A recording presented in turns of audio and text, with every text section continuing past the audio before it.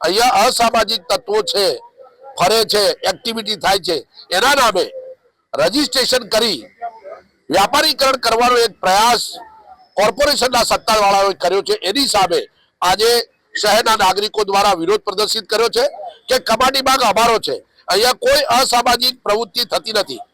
અમે વર્ષોથી એટલે લગભગ 30-40 વર્ષથી અહીંયા મોર્નિંગ વોકર્સ સવારે ચાલવા આવે છે, સાંજે ચાલવા આવે છે, પરંતુ અમે કોઈ અસામાજિક પ્રવૃત્તિ જોઈ નથી। પરંતુ જો કોર્પોરેશન વાળાને અસામાજિક પ્રવૃત્તિ દેખાતી હોય તો એના માટે જવાબદાર એમની સિક્યુરિટી છે, એમના સીસીટીવી સર્વેલન્સ છે।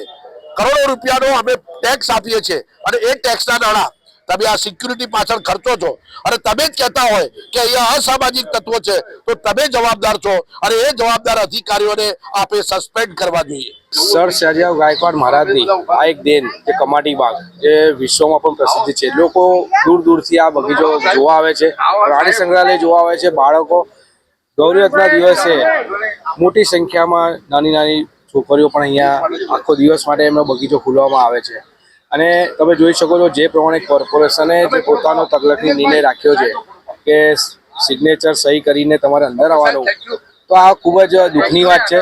સર સયાજીરાવ ગાયકવાડ મહારાજે જ્યારે આ વસ્તુ આપણા માટે જો ખુલ્લું રાખ્યું હોય અને કોઈ જાતનું કોઈ બંધન નથી રાખ્યું તો તમે કોણ છો? એટલે અમારું એક જ કહેવું છે કે તાત્કાલિક આ નિર્ણય કોર્પોરેશન પાસે થાય છે।